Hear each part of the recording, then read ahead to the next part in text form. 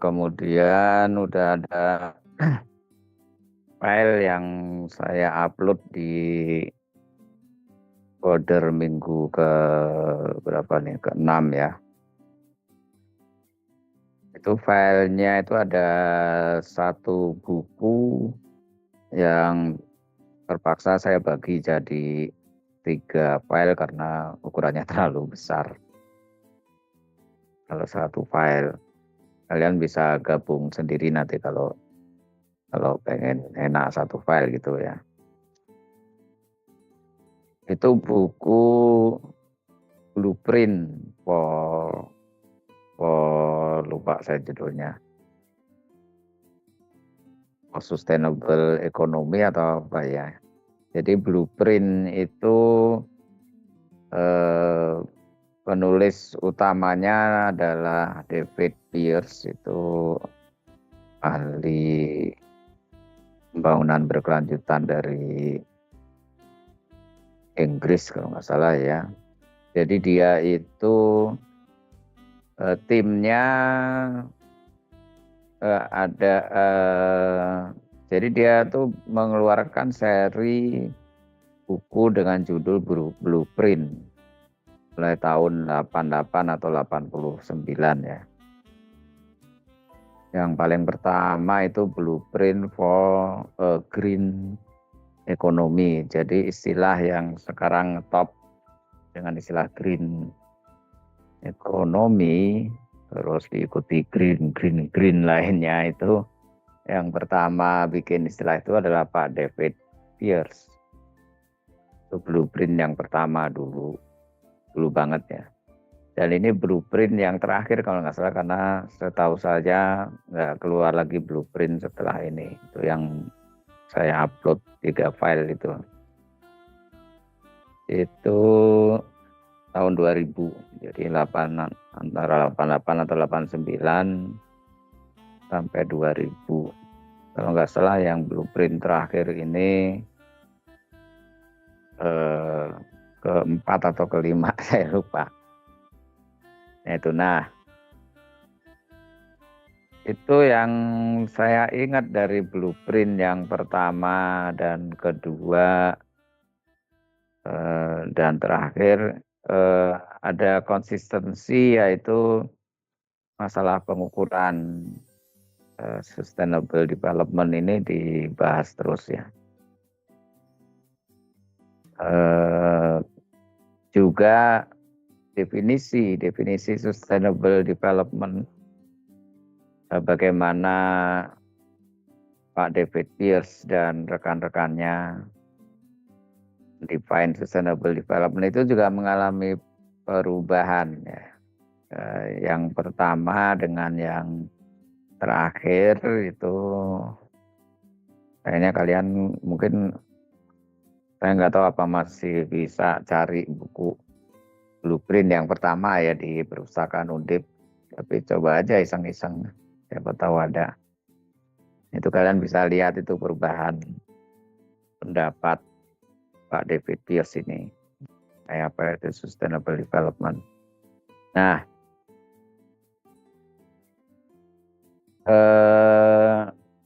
untuk yang measurement ini, kalau nggak salah yang di blueprint terakhir yang saya upload filenya itu ada di chapter 4, nanti kalian lihat. Di filenya file yang bagian kedua ya, jadi ada 3 bagian kan. File yang bagian kedua. Nah, sekarang akan kita bahas, oh ya, sebelum masuk ke PPT-nya, ini dulu. Jadi pengukuran hasil pembangunan itu kan kalau konsisten itu bisa menunjukkan dari tahun ke tahun ya, bisa menunjukkan tren pembangunan tersebut kan, apakah cukup berkelanjutan, apakah berkelanjutan banget atau gimana kan. Nah,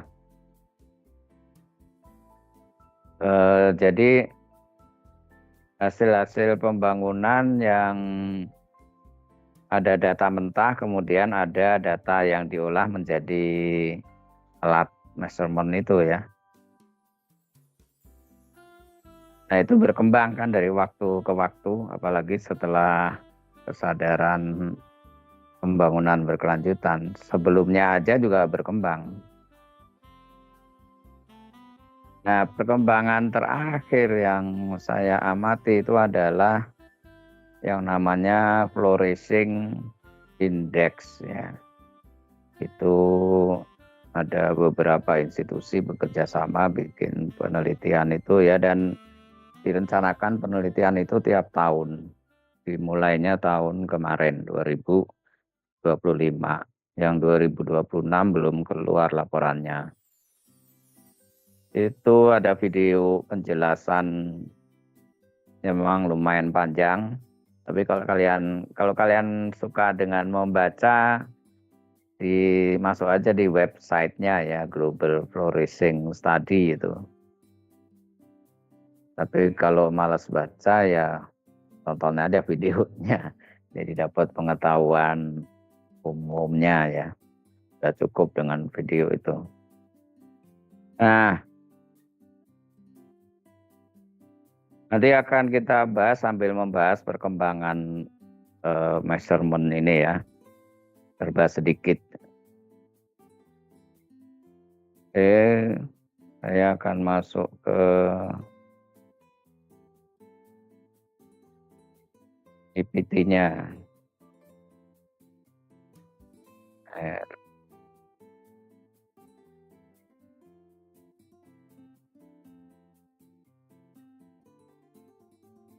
Oh ya, untuk presensi nanti tolong kalau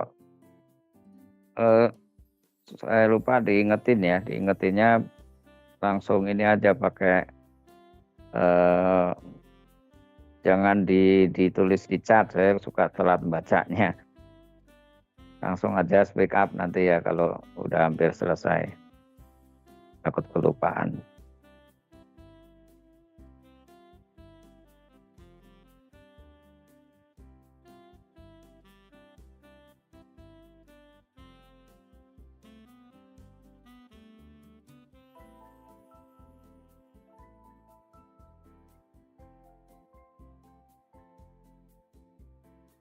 Ya, apakah presentasinya udah terlihat? Sudah, Bapak. Ya. Oke. Jadi issues on measurement ini sejak tahun sama ya, rata-rata file presentasi untuk mata kuliah ini dari tahun 2001 sampai sekarang.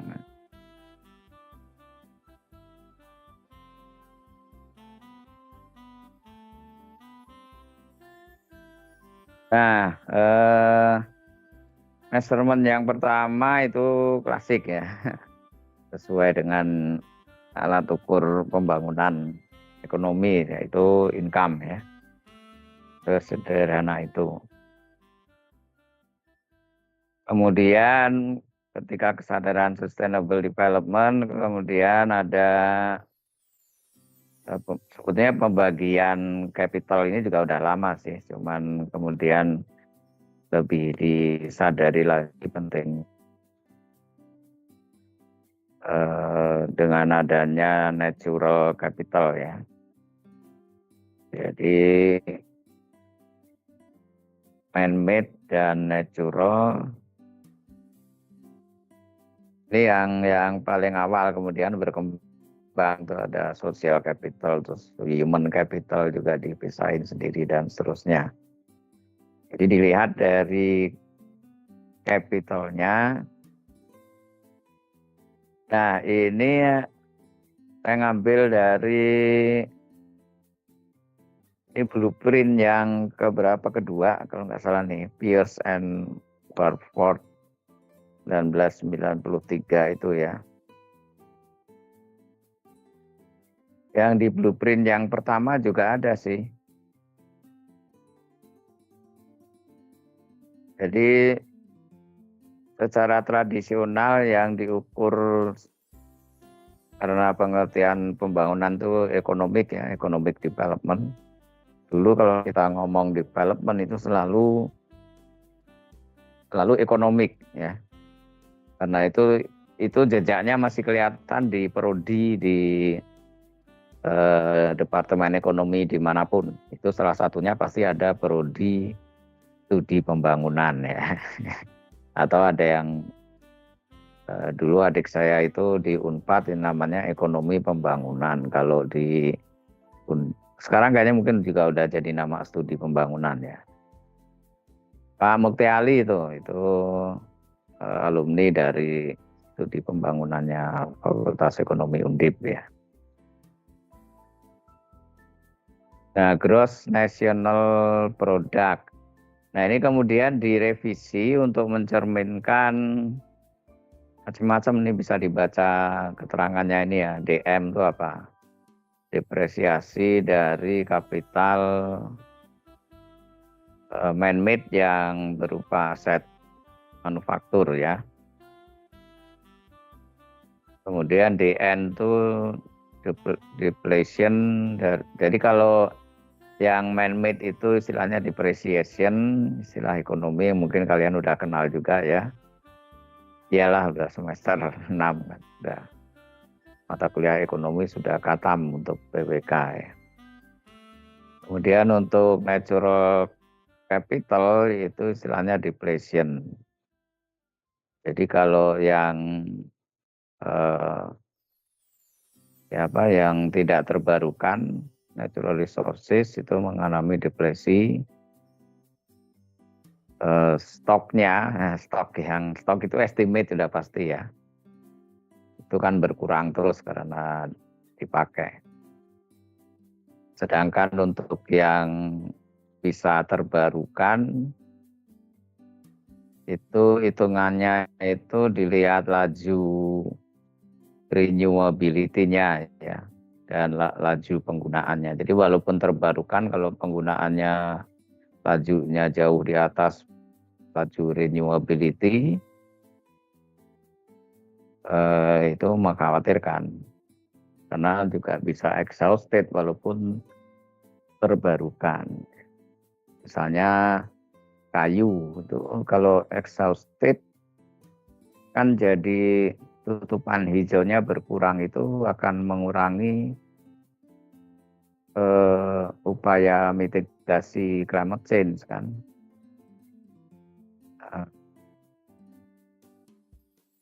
Jadi kalau di sini itu semuanya diistilahkan dengan DN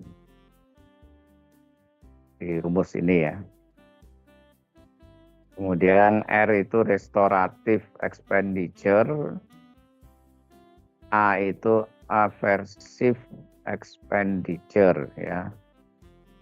Ini kalau di model pembangunan berbasis keadilan saya, equity based development, itu masuknya di reinvestment for sustainability ya, R sama A ini.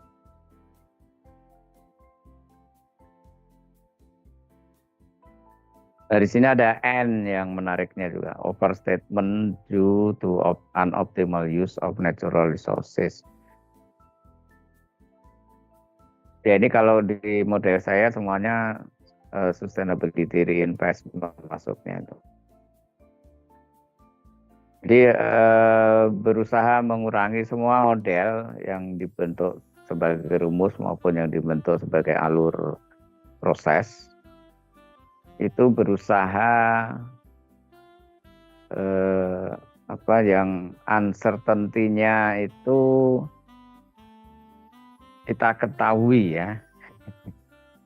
Jadi semakin sadar kita bahwa uncertainty-nya itu semakin kita menyadari ada uncertainty, nah itu semakin bagus satu model itu ya.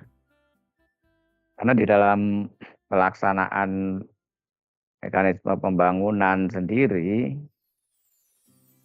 ya itu yang saya amati kayak sustainability reinvestment itu belum terlalu disadari di kita.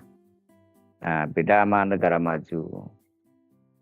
Negara maju udah lama sih sadarnya, kita tuh ya biasa lah, agak terlambat gitu. Ya, dan ini Pak Pierce yang konsisten Pak Pierce karena beliau leadernya ya untuk seri blueprint yang berapa seri tadi? 5 atau 4 ya. Itu ukur dari sejak blueprint yang pertama, kemudian ini yang jadi karena tahunnya beda jadi bisa diketahui perkembangannya kan. Jadi ketika negara-negara itu dikasih rumus dengan koreksi ini, ternyata ya kemakmuran mereka yang tadinya sesimpel pendapatan kapita ya,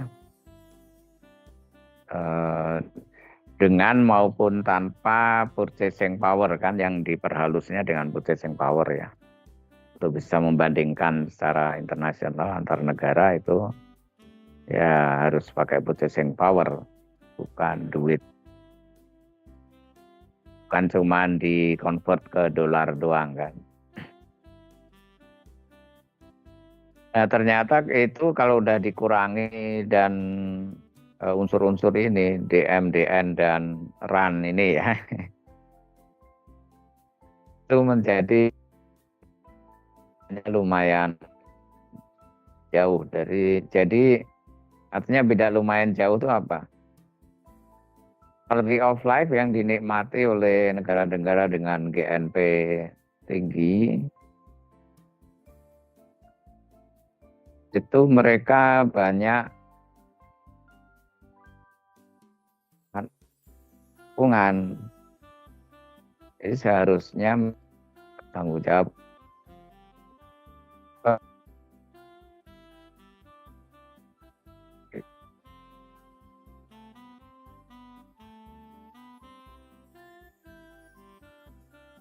lanjut blueprint sustainable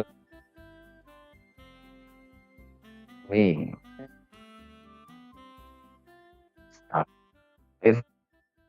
ada yang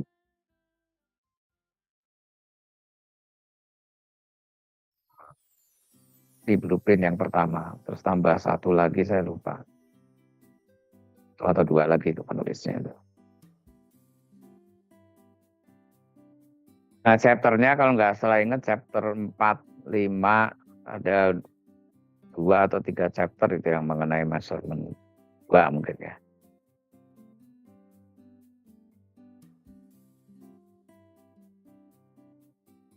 Nah ini beberapa pertanyaan dan langsung saya kaitkan dengan SDGs. Kenapa? Karena SDGs itu begitu menggunakan istilah SD, sebelumnya kan Millennium Development ya. Itu pakai SD itu ada kesan apalagi langsung diimplementasikan di semua negara yang mau mengimplementasikan, dan kayaknya relatif semua negara yang PBB sih ya.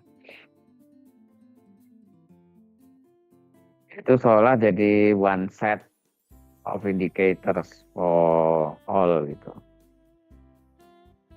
Nah, pertanyaan pertama, benar nggak sih kita bisa punya one common set of indicators yang untuk mengukur semua negara di dunia. Kemudian yang kedua, atau mestinya ada hal-hal lokal yang mesti masuk. SDGs juga sebetulnya tidak menafikan ini ya, hal-hal lokal.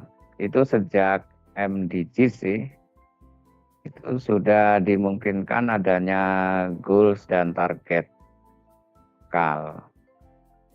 Cuman kan kembali lagi kalau lokal itu tergantung kemauan dan kemampuan negara masing-masing. Misalnya ada satu hal aspek lokal yang mungkin hanya dipunyai beberapa negara dari sekian Berapa negara sisa dunia ini yang PBB hampir 200 kali ya, 100 something. Dan ada beberapa negara gitu, belum tentu juga mereka mau menampilkan aspek lokalnya itu. Kalau mau belum tentu mampu.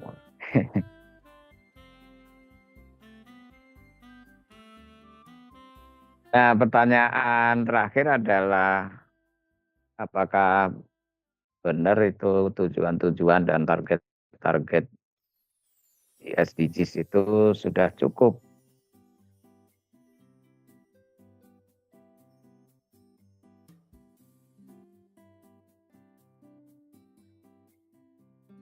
Tentu SDGs tidak sendirian ya, tapi itu kan kesepakatan global yang lumayan lah, at least sekarang ada berapa 17 goals itu ya yang disepakati oleh semua anggota PBB sebagai tujuan yang bisa mengukur lah to whatever extent pembangunan global ini berkelanjutan atau tidak.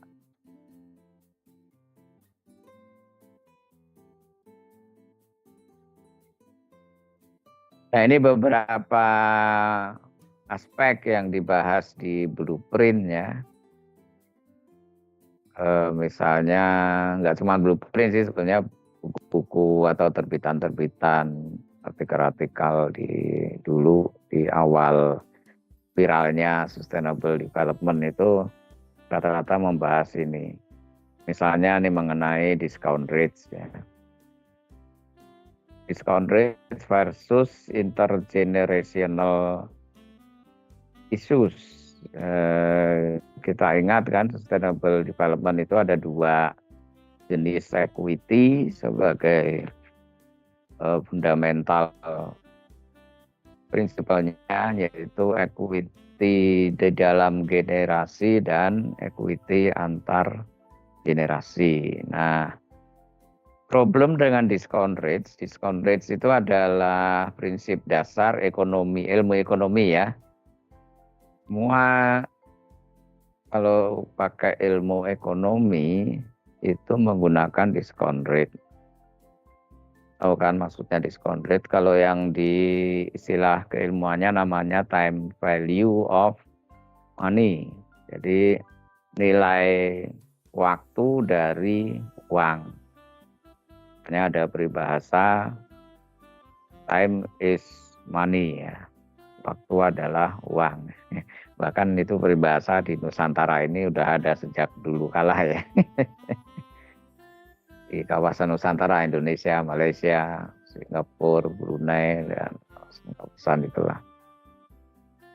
Nah,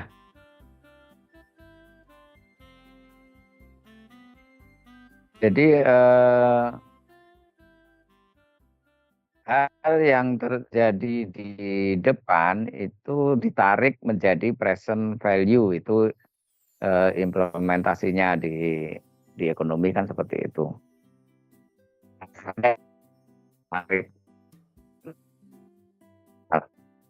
Sekarang nilai sekarang itu dasarnya ya discount rate itu atau nilai waktu dari uang itu. Jadi uang itu sejalan dengan waktu akan mengalami penurunan nilai, karena itu namanya discount rate. Ya kalian udah belajar itu di kuliah-kuliah ekonomi lah ya, di PWK. Itu sudah kayak takdir.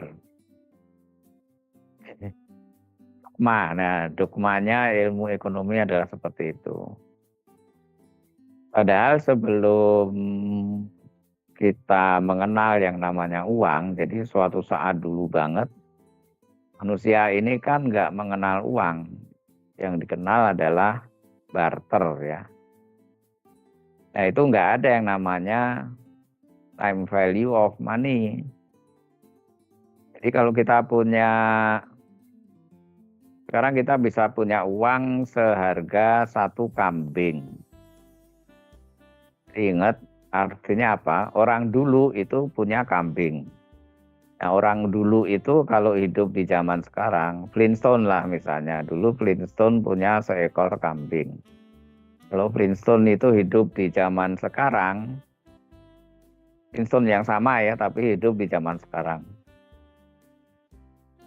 Itu dia bukan kemana-mana bawa kambing. Dia punya sejumlah uang seharga satu kambing. Gitu.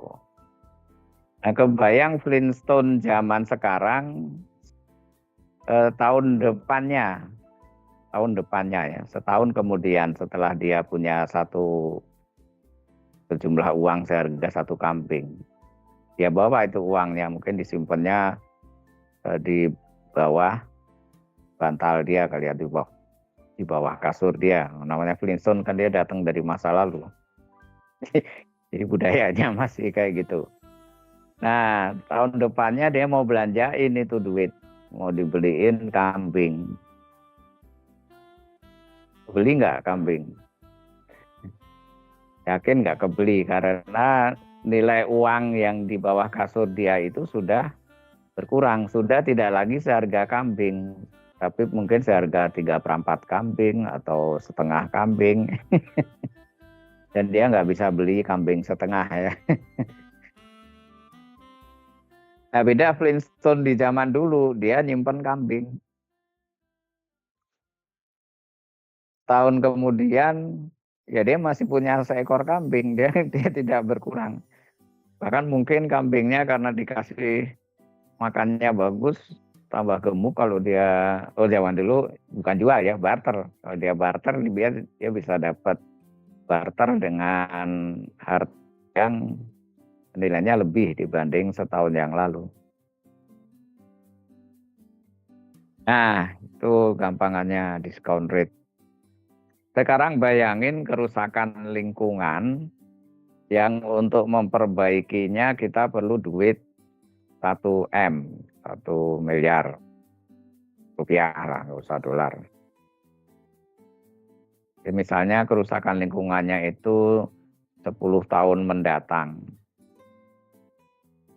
Nah, karena prinsip ekonomi seperti tadi, kita sekarang udah ekonomi uang ya, bukan lagi ekonomi barter. Karena seperti tadi, ya nilai uang yang di 10 tahun mendatang itu 1 M rupiah, sekarang ditarik ke nilai sekarang kan. Itu pasti kurang dari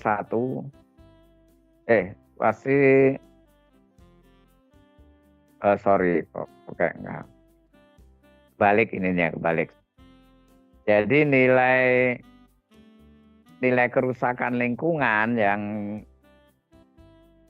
ceritanya kebalik. Yang nilai present value-nya karena kan anunya di saat ini di analisisnya itu 1 M. Nah, itu 10 tahun yang akan datang itu akan berkurang nilainya. Karena kita pakai acuan uang, environmental cost. Nah, kalau future-nya itu bukan cuma 10 tahun, tapi yang merencanakan RT/RW aja kan bisa berapa? 20 tahun ya. Dulu zaman Pak Harto merencanakan periode rencana pembangunan 5 tahun itu ada yang sampai 5 repelita itu. Nah, itu 25 tahun lebih panjang lagi. Nah, itu jadi kalau dinilaikan present value jadi seolah-olah ini bukan seolah-olah ya, emang jadi nilainya jauh lebih kecil. Nilai sekarang, di future value-nya itu jauh lebih kecil. Present value-nya sekarang, jadi padahal kan discount rate itu tidak yang discount rate itu kan uangnya gitu kan, bukan kerusakan lingkungannya. Kerusakan lingkungan sebetulnya nggak ada discount rate. Nah, makanya nih yang di bawah ini poin kedua nih. Ada yang mengusulkan discount rate-nya yang di-adjust khusus untuk masalah-masalah environmental cost ya. Nah, itu jadi perdebatan karena itu bertentangan dengan logic time value of money, TVOM ya, time value of money, dan opportunity cost of capital. Kalian mungkin juga udah tahu konsep cost of capital. Yang keberatan kedua ya prosedur benefit cost analysis jadi complicated, dan ini memang akhirnya nggak diterapkan. Di dokumen AMDAL itu kan harus detail ya, ada hitung-hitungannya, itu nggak diterapkan juga ininya. Memang ribet jadinya. Ini problematik. Dicatat dulu problematiknya ya, diingat-ingat.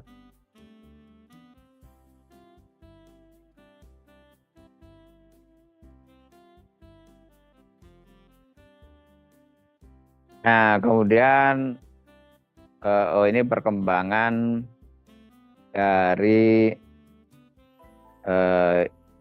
indexing untuk mengukur sustainable development ya. Salah satu milestone-nya MDG itu harus kita akui karena itu relatively komprehensif ya. MDGs 2015 berakhir, kemudian dilanjutkan dengan SDGs.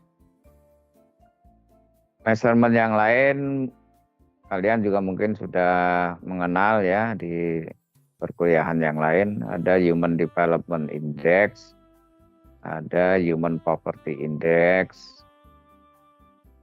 Nah, Human Development itu sebetulnya berangkat dari konsepnya Amartya Sen ya. Beliau dapat hadiah Nobel. Human Development dan Capability Approach. Ini berusaha mulai memasukkan unsur-unsur yang tidak material banget. Kalau tadi ukuran pendapatan ya, atau pendapatan per kapita, mau gross nasional atau yang pendapatan bersih, whatever, itu kan masih material banget gitu. Nah, HDI sudah enggak. Kemudian ada HPI, Human Poverty Index, ini kebalikannya dari, jadi yang diukur itu walaupun negara quality of life rata-ratanya udah tinggi banget, atau welfare lah, atau wealth-nya rata-rata sudah tinggi banget, tapi kalau poverty-nya masih, yang dimaksud poverty ini ada dua ya, udah tahu kalian ya. Ada poverty yang absolut, ada yang relatif.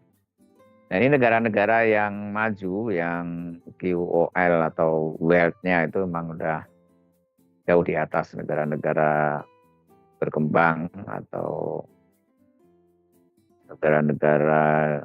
Jadi dulu tuh ada 3 kategori ya, developing, dan underdeveloped. Nah, itu third world. Jadi first world itu yang developed, second world itu yang negara-negara Eropa Timur lah ya. Dan third world itu ya termasuk Indonesia dan sebangsanya. Kemudian dirubah menjadi developed dan developing. Jadi develop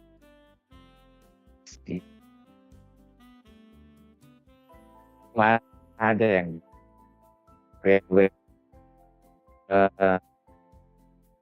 selain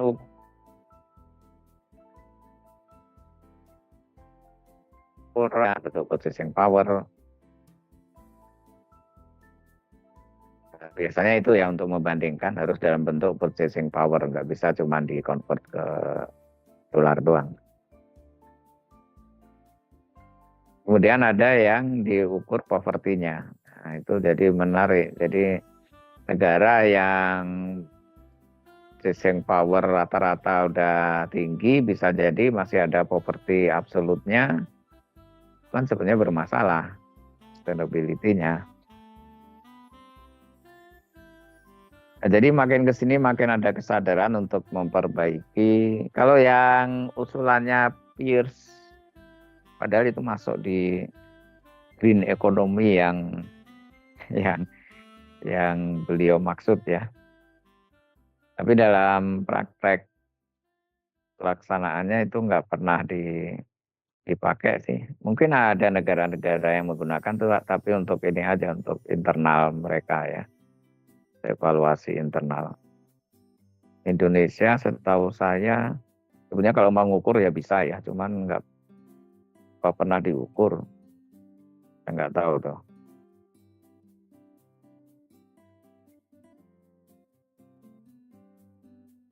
Nah, Pak Amartya Sen itu kenapa bisa dapat Nobel karena HDCA-nya tadi, Human Development and Capability Approach-nya itu kemudian disepakati di PBB dan dalam bentuk yang sangat sederhana menjadi Human Development Index. Konsepnya kemudian menjadi Sustainable Human Development. Kalau untuk diberlakukan secara global udah pastilah harus disederhanakan ya. Sebenarnya konsepnya tidak sederhana ya. Nah, kemudian dari MDGs sekarang udah ada SDGs. Kalian bisa lihat sendiri nanti. Oh iya, laporannya kalau nggak salah udah saya download dari web, udah saya upload di mata kuliah minggu berapa kemarin ya. Jadi lihat lagi perkembangannya. Tapi kembali lagi, apakah SDGs itu ini salah satu ujian ya adanya COVID gitu. Jadi kalau SDGs itu memang satu set indikator pembangunan berkelanjutan, itu bisa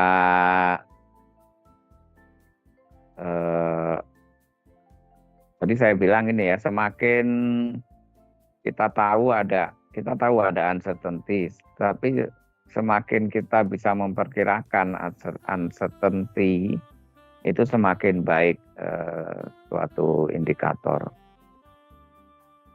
Nah, adanya pandemi ini kan seolah-olah unforecastable kalau kita acuannya ke indikator SDGs ya.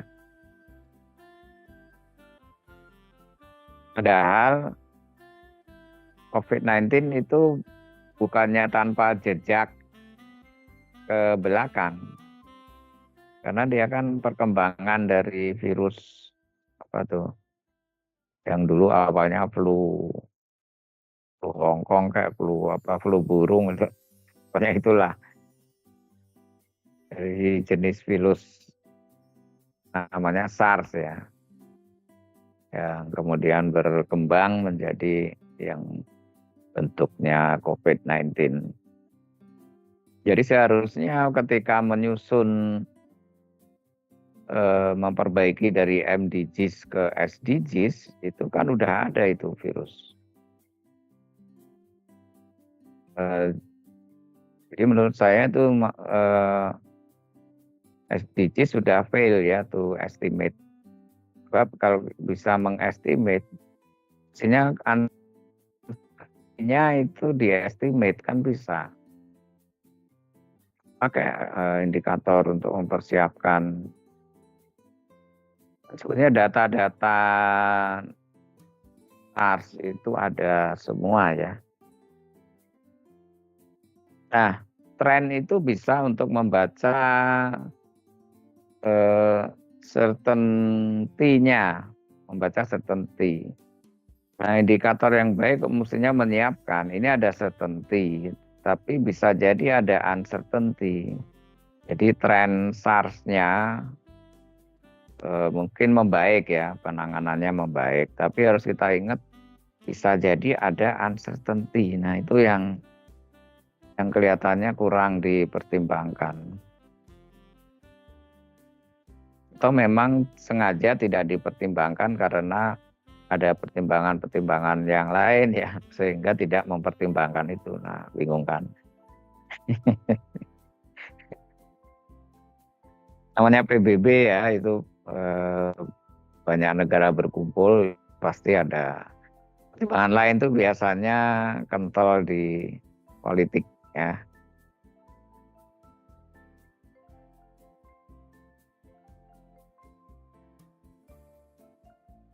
Padahal flu sebagai pandemi itu bukan COVID. Ini bukan yang pertama ya. Sebelumnya kan udah ada. Zaman tahun berapa itu kalian bisa search, bisa nanya AI itu. Flu itu benar-benar mematikan ya.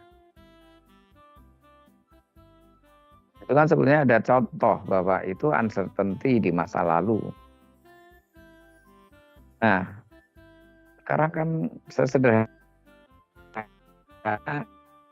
COVID itu adalah semacam dengan virus flu. Apa nggak mungkin di masa depan uncertainty itu terjadi lagi. Nah, sesimpel itu sebetulnya. Anyway, tapi itu toh tidak diakomodir ya.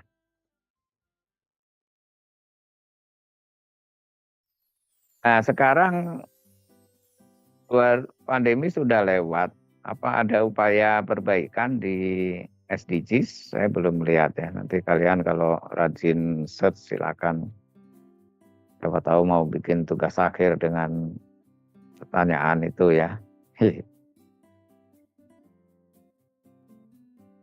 Ini hal-hal yang perlu didiskusikan, tapi jangan khawatir, ini bukan pekerjaan rumah. Jadi kalian silakan keep in your mind itu pertanyaan-pertanyaan itu. Dan kalian kan untuk UTS sudah ada tugasnya sendiri kan yang membahas apa kemarin tuh kemiskinan ya. Ya, satu tujuan SDG yang mengenai kemiskinan. Dan memang saya minta dikaitkan dengan adanya COVID kan, karena itu jelas negara yang trennya sudah lumayan sustainable itu pasti jatuh. Semua negara pasti jatuh ini ya. Nah, Indonesia itu kan memang kemiskinan ekstrim itu masih menjadi masalah ya, beda sama negara maju yang udah nggak ada kemiskinan ekstrim, bahkan kemiskinan yang ada itu kemiskinan relatif ya. Nah, jadi kita benar-benar terpengaruh oleh COVID-19. Kalau negara maju paling terpengaruhnya ya ada terpengaruh, tapi nggak terlalu ya. Kalau di korban jiwa, iyalah ya, udah pasti ada. Tapi secara keseluruhan kan recovery-nya bisa jauh lebih cepat dibanding dengan negara-negara seperti kita ya. Kita ini recovery-nya lumayan, kalau nggak salah bagus lah di antara negara berkembang ya. Bahkan mungkin ada yang menilai lebih bagus dari beberapa negara maju, bisa jadi ya.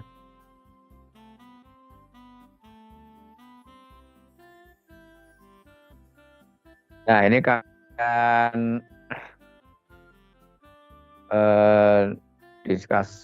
diskus kalau yang rajin punya kelompok diskusi silakan didiskusikan, tapi di luar jadi tambahan pengetahuan kalian sendiri ya. Tidak saya masukkan di penilaian di mata kuliah ini. Kalau yang nggak diskusinya nggak berkelompok ya didiskusikan dengan diri sendiri aja.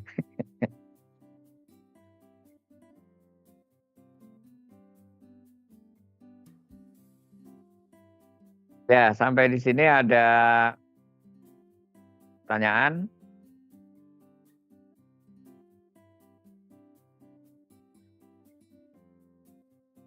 Kalau tidak ada pertanyaan yang mau sedikit saya tambahkan lagi adalah tadi itu ya yang udah saya singgung di depan.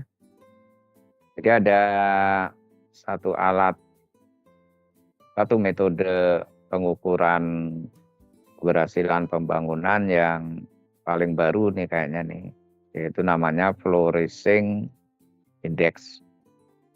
Jadi Flourishing Index itu beberapa institusi, ada universitasnya ada dua ya, Harvard sama satu lagi lupa saya. Terus ada institusi lembaga survei yang dia sudah expert banget dalam hal mengelola data besar ya, big data. Kenal itu lembaga surveinya. Kemudian ada institusi apalagi penelitian kalau nggak salah ya. Nah itu bergabung membuat Global Flourishing Study. Jadi istilah flourishing ini di ranah pembangunan ketika dia kemudian dijadikan salah satu alternatif untuk mengukur pembangunan itu baru. Tetapi sebetulnya asalnya dari disiplin ilmu psikologi ya, flourishing. Karena itu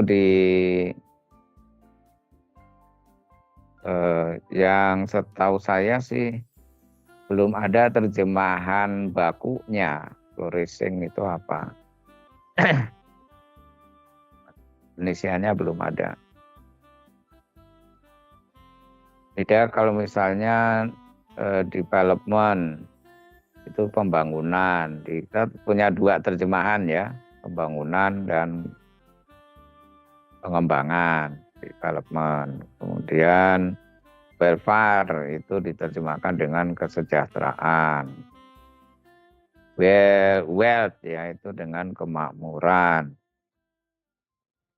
Well-being itu dengan bisa kemakmuran juga, bisa kesejahteraan juga. Kita punya keterbatasan kosakata ya, itu harus dimaklumi. Kemudian quality of life itu gampang sih, adopsi aja kualitas. Kualitas hidup, quality of life. Nah, flourishing ini, jadi kebetulan bimbingan saya yang kakak kelas kalian itu ada 5 mahasiswa ya, itu semuanya mengenai melokalkan flourishing index. Itu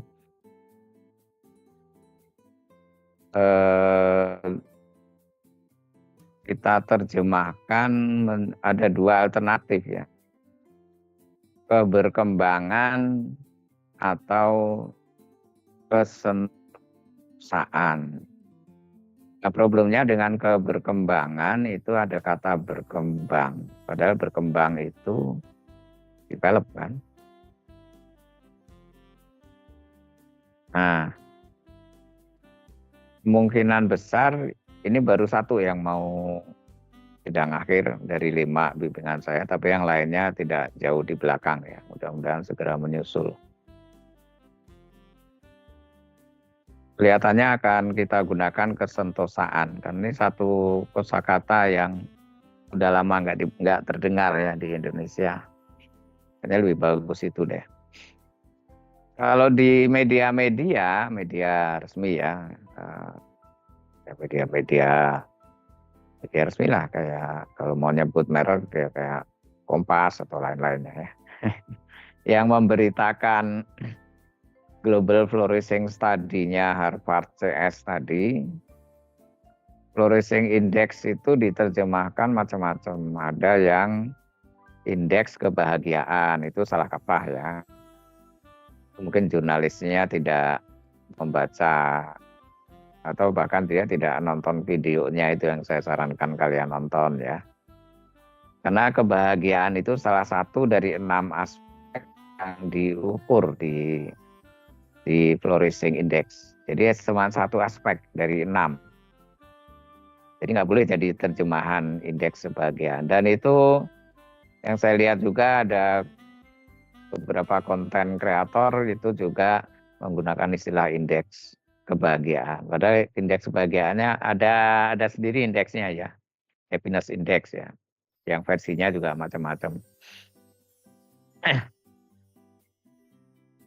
Nah, kalau flourishing index ini setahu saya ya baru satu versi, karena dia dari ranah psikologi masuk ke untuk mengukur hasil pembangunan. Kalau yang murni psikologi biasanya menggunakan istilah flourishing scale. Ya, flourishing scale. Nah, jadi ini mudah-mudahan nanti setahu saya sih yang bikin tugas akhir mengenai flourishing index ini ya baru kakak kelas kalian itu ya. Mumpung yang pertama, makanya akan istilah indeks kesentosaan dari Undip. Sentosa. Jadi terjemahan selain indeks kebahagiaan, ada yang indeks kesejahteraan. Itu lumayan banyak. Karena nganggapnya, oh ini kan ukuran kesejahteraan sama dengan ukuran-ukuran welfare yang ya oke sih sebetulnya secara umum. Tapi kemudian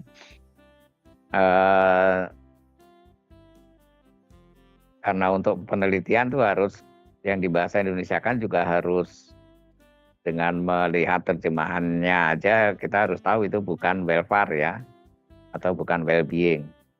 Bukan well-being index, bukan welfare index. Karena itu harus kesejahteraan nggak bisa dipakai. Tadinya keberkembangan, tapi keberkembangan menjadi mungkin takut rancu bagi pembaca dengan indeks ya. Sekarang kita punya development index itu ya SDGs itu kan. Jadi akhirnya diputuskan kesentosaan. Nah, kenapa sentosa itu juga saya tahu juga ada media yang menggunakan terjemahkan flourishing itu sebagai kesejahteraan lahir batin. Mungkin itu lebih pas ya, tetapi itu kan satu kata diterjemahkan menjadi 3 kata, itu kan anu banget, boros kata ya. Makanya ada juga kesejahteraan menyeluruh. Jadi ada 2 itu yang pas menurut saya, kesejahteraan lahir batin dan kesejahteraan menyeluruh. Tapi itu bukan satu kata. Pas saya nemu satu kata itu adalah sentosa. Istilah yang udah lama, mungkin kalian juga lama nggak dengar ya istilah itu ya. Apalagi pakai, dengar aja enggak ya. Jadi sentosa, indeks kesentosaan. Nah, uniknya dari yang menurut saya perkembangan yang bagus ya. Kalau SDGs itu masih material. Kalian pilih lah itu semua indikator dari goals. Goals harus ada target-target kan. Terus untuk mengukur target itu tercapai atau enggak, itu kan ada indikatornya tuh. Semuanya masih kuantitatif ya, atau masih material. Masih material, semuanya kuantitatif lah, indeks semuanya juga. Tetapi real semua yang diukur. Bahkan Human Development Index itu semuanya material. Apa artinya indikator material? Artinya untuk meningkatkan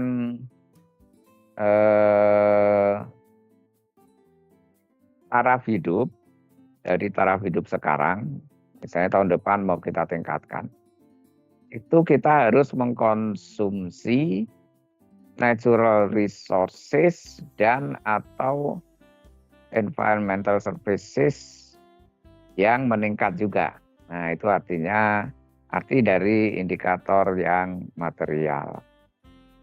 Sementara indikator yang imaterial itu kan kalau meningkat, berarti taraf hidupnya juga meningkat. Contohnya paling gampang bahagia ya kan. Kalian dengan uang saku dari orang tua yang tidak bertambah, kan bisa lebih bahagia. Misalnya dari dibanding setahun yang lalu, bisa jadi uang saku ada kan di antara kalian yang nggak bertambah gitu. Tapi kebahagiaan kalian bisa meningkat kan. Nah itu, jadi untuk meningkatkan satu indikator atau satu indeks, kita tidak perlu meningkatkan konsumsi terhadap sumber daya alam dan atau jasa-jasa lingkungan. Ingat bahwa sumber daya alam dan jasa lingkungan itu terbatas, ya itu sudah kita bahas di mata kuliah semester 2 SDL. Jadi kalau kita mau sustainable, bergenerasi-generasi ke depan, ya kalau kita bisa meningkatkan kesejahteraan kita tanpa harus meningkatkan penggunaan sumber daya dan jasa lingkungan, itu adalah yang paling bagus kan. Itu. Jadi kesejahteraan meningkat, kebahagiaan meningkat, kesentosaan meningkat. Itu SDL-nya tidak terganggu. Nah, adalah kalau kita bisa punya measurement yang seperti itu dan secara sosial, cultural, masyarakat oke dengan itu. Kalau masyarakat nggak oke dan sebagian besar masyarakat sih kayaknya nggak oke ya. Tapi makanya itu perlu banget diokekan. Jadi perubahan culture itu. Measurement ini bisa menjadi satu apa ya, satu wasilah, satu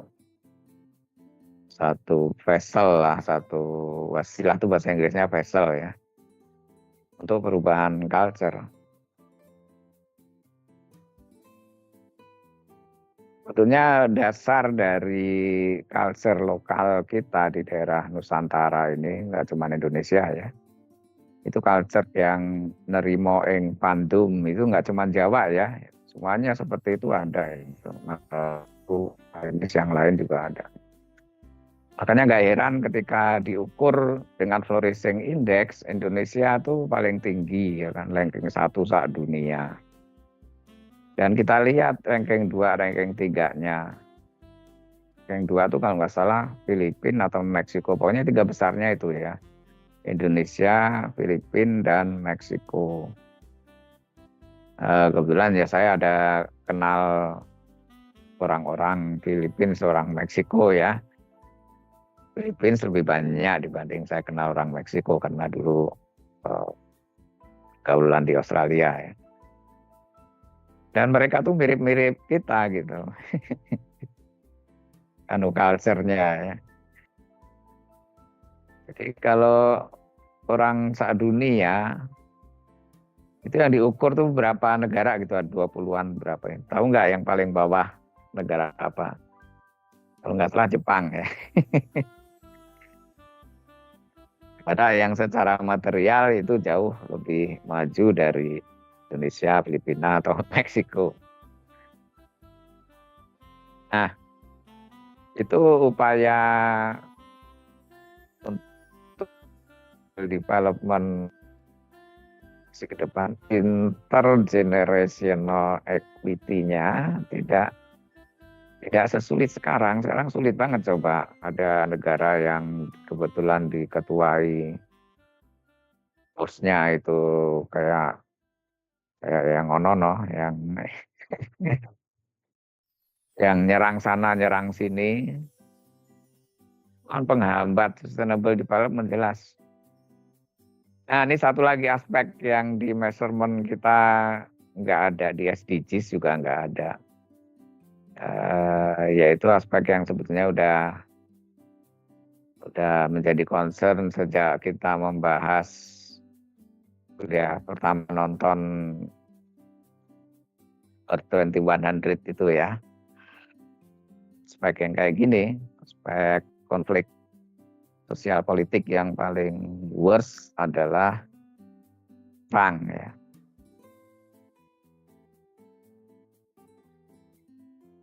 Nah, jadi measurement Ini jangan banget. Kita lanjutkan dengan di level yang sangat lokal. Nah, yang terkait dengan perencanaan tata ruang. Itu kuliah minggu ke-7. Sampai di sini ada pertanyaan?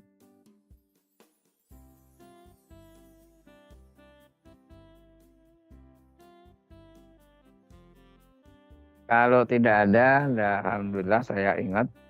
Ini cek dulu. Oh ya, stop presenting.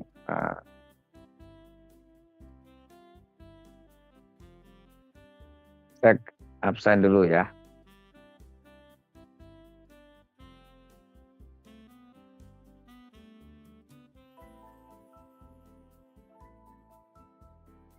Raihan Nabila ada? Hadir? Oke. Najwa Sakila? Hadir, Bapak. Oke. Yanuar Dava? Hadir, Bapak. Hadir. Sherly Aprilia?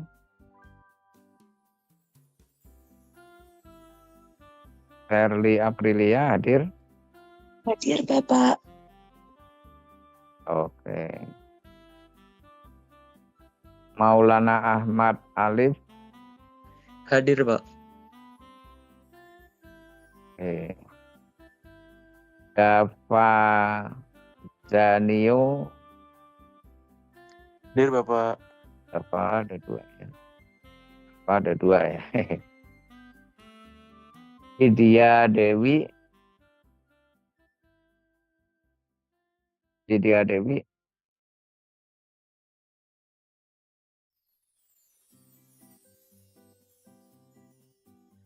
Widya Dewi, oh saya lihat di anunya. Sedang ke belakang. Oke. Nurul Ramadhani? Nurul juga saya lihat. Oh mungkin sedang kemana itu. Jadi Widya sedang ke belakang, Nurul sedang ke samping. Muhammad Sultan? Sultan Hadir, Maulana? Bapak. Hadir, Pak. Ya. Nathaniel Setiatmaja? Hadir, Bapak. Oke. Zaki Gonim? Hadir, Bapak. Gonim? Hadir, Pak. Hadir ya. Muhammad Naufal Ahyari? Hadir, Pak. Oke. Anggita Cenoa bisa lihat tuh. Hadir, Bapak. Ya. Natasya Kahla? Hadir, Bapak. Oke. Akifah Safa? Dewi Asmoro? Hadir, Pak. Ya. Alhamdulillah hadir semua ya berarti. Kalau tidak ada pertanyaan, sebelum saya akhiri, saya mengingatkan yang mendaftar RDM saya ya, yang belum email letter of motivation-nya itu terakhir saya tunggu hari ini jam 23.59 waktu email. Waktu email, ingat itu waktu email. Yang sudah, alhamdulillah, tadi udah saya lihat beberapa ya. Ini udah mayoritas sudah tadi, yang tadi pagi saya lihat udah ada 8 atau berapa ya.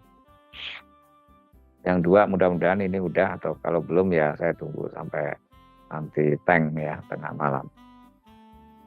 Ya baik, terima kasih sudah hadir mata kuliah minggu ini. Untuk minggu depan sudah saya cek di jadwal di siap. Minggu depan ya, jadi bukan minggu depannya lagi. Jadi minggu depan tetap ada kuliah dan online lagi. Setelah itu kalian UTS kan. Nah, ingat UTS-nya dilihat lagi ngumpulinnya kapan lupa saya juga. Yang jelas dikumpulkan belum tanknya ya. Oke, terima kasih dan tetap jaga kesehatan, sukses buat semuanya. Kita ketemu lagi online minggu depan dan selamat menjalankan ibadah puasa bagi yang menjalankannya dan selamat Hari Raya Idul Fitri. Ya, setelah puasa selesai, entah itu yang ikut Muhammadiyah atau yang ikut pemerintah kita belum tahu ya, atau ikut NU atau ikut yang lainnya akan ada mungkin versi lainnya itu boleh-boleh aja namanya ijtihadnya. Ya, mohon maaf lahir dan batin dan ketemu lagi online minggu depan.